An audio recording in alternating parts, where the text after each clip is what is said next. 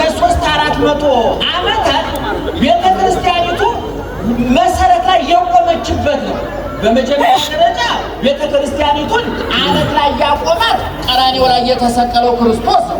ጎልጎታ የተቀበረው ክርስቶስ ነው። አርጎ ተነስቶ ያረገው አርጎ በክብር ያለው ኋላ መጥቶ ወደ መንግስቱ የሚጠቀልለን ኢየሱስ ክርስቶስ ነው። ነገር ግን ቤተክርስቲያን በበለጠ እየሰፋች እየበዛች በሄደች ቁጥር የመጣባትን ውጫዊ ውስጣዊ ፈተና የተቋቋመችው እንደነ ኢየሉጣ አንገታቸውን ለሰይፍ አይምሯቸውን ለመጻፍ ጀርባቸውን ለጅራፍ ሰውነታቸውን ለጾም ለጸሎት አሳልፈው በሰጡ አባቶቻችን። የሚገርመው ታሪክን ስታጠሩ ዛሬ ጽላት የቀረጽላቸው ቤተክርስቲያን ያነጽላቸው ገድል ልሳን ተአምር የጻፍንላቸው ቅዱሳን በዓለም አቀፍ ደረጃ ያልኩኝ ነው።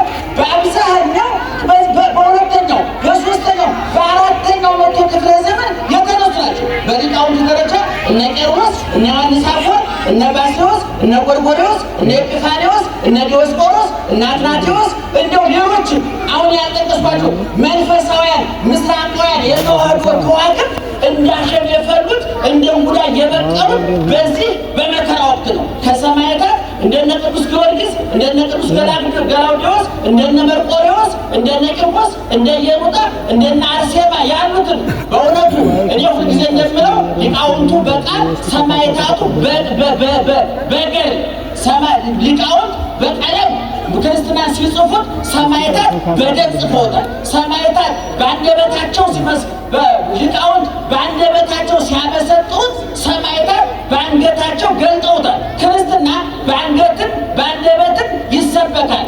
አንገት ታርጎ ይሰብካል፣ አንደበት ተርጉሞ ይሰብካል። በቀለም ተጽፎ ይሰበካል፣ ደም ሲፈስም ይሰበካል። በቃል ይነገራል፣ በተግባር በገድልም ይመነዘራል። ምእመናን ለጆሮ ጉንጉቻ ለጣት ቀለበት ለእጅ አምባር ለአንገት ሐብል መሆን እንደማይችለው ሁሉ አባቶቻችን ነደው ታርደው ተገፈው ተገርፈው ተርበው ተጠምተው ተንከራተው ወጥተው ወርደው ሐዋርያው ቅዱስ ጳውሎስ እንዳለ እነሱ ለዓለም ስላልተገቡት ዓለምም ለነሱ የተገባ ሆኖ ስላልተገኘ ቀራንዮ ላይ የተሰቀለውን ጌታ እያዩ መከራ ተቀበሉ። እነ ኢየሉጣ የዛሬ 1600 ዓመት ያን ሁሉ መከራ ሲቀበሉ ከ1600 ዓመት በኋላ ኮተቤ ገብርኤል ታሪካችን ይሰበካል፣ ቁልቢ ገብርኤል ታሪካችን ይሰበካል። በዓለም ደረጃ ዝናችን ይናኛል ብለው አይደለም። ይህ አየር ማየር ግን እተከይል ከክልል ስጠኝ እሰጥሃለሁ አይደለም። ክርስትና የሚገባቸውን አደረጉ፣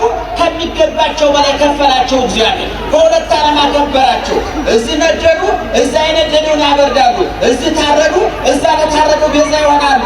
እነ ተክለ ሃይማኖት እግራቸውን በጸሎት አስረከቡ፣ እነሱ በጸሎት ሌላውን ይቀጥላሉ። እና አቡነ ገብረ መንፈስ ቅዱስ ጸሎታቸው በጸሎት አይናቸው ፈሰሰ፣ እነሱ በጸሎታቸው የሌላውን ያበራሉ። እነ ቶማስ ቆዳቸው ተገፈፈ፣ እነሱ ሌላውን ከለምጽ ያድናሉ። ቅዱሳን እነሱ ተርበው ሌላውን ዳቦ ያበላሉ፣ እነሱ ተጠምተው ለሌላው ውሃ ካለት ያፈልቃሉ። አምላካችን እግዚአብሔር ለግድግራት ከፋይ ነው። አመድ አፈሽ አያደርግም፣ ወጭ ሰባሪም አይደለም። እና ቂርቆስና ኢየሉጣ ገናሎቹ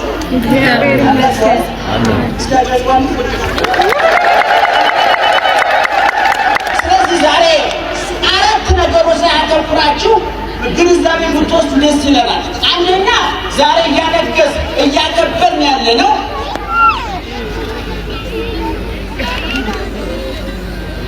ቦርሳ የጠፋው ሰው እያሉ ነው። እንግዲህ አይኖ የጠፋችሁ ካላችሁ ዛሬ ይሰጣል ቦርሳ ይቻላል ለማለት እና ቅድም እንደነገርኳችሁ ዛሬ ቤተክርስቲያኒቱ አራት አካላትን ታከብራለች፣ አክብራለች። አንደኛ የምስጋናዎች ሁሉ እፍታውን የሚበላው አይነታውን የሚጠጣው ትናንት ንጉሥ ዛሬ ንጉሥ ለዘላለም ንጉሥ እግዚአብሔር ነው። ገብርኤል የሚንገስ ሚካኤል፣ ጊዮርጊስ የሚንገስ አቡነ ተክለ ሃይማኖት፣ አርሴማም ትንገስ ክርስቶስ ሰምራ። በምስጋናው ሁሉ ዋናው ትልቁ 99.9 ከመቶ ሳይሆን 100% ምስጋናውን የሚወስድ ክብሩን የሚወስድ ማን ነው? በአንድ ድምፅ ንገሩ። እግዚአብሔር። አሁንም ድገሙ። እግዚአብሔር። አሁንም ድገሙ። እግዚአብሔር።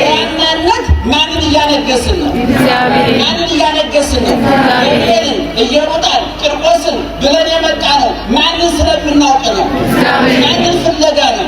እግዚአብሔር ፍለጋ ነው። ስለዚህ ቤተክርስቲያኒቱ አሁን ስመላለሙን ብትሰሙት ይትባረክ እግዚአብሔር አምላከ አበዊነ አምላኮሙ ለቂርቆስ ወለእሙ አባቶቻችን ሌሊት በጸናጽል ሁሉ ዘይቀየር አይቀየርም። አይ ሰው ማያገብቼ እንዳልፈተፍት ብዬ ነው። አንዳንድ ጊዜ በሚያደርግሽ መድረክ ስንይዝ ቀርፎ ተገኝ ይሆናል። ተቀምለት ነው ኢትዮጵያ ውስጥ ባለስልጣንና ሰባኪ ስልጣን ሲይዝ እንትናም ሐኪም ነው እንትና ኢንጂነር ነው። ባለስልጣን ከሆነ እኛ ጋር ኢንጂነር ነው፣ ዶክተር ነው፣ ፓይለት ነው፣ ሹፌር ነው፣ ሁሉም ነገር ነው።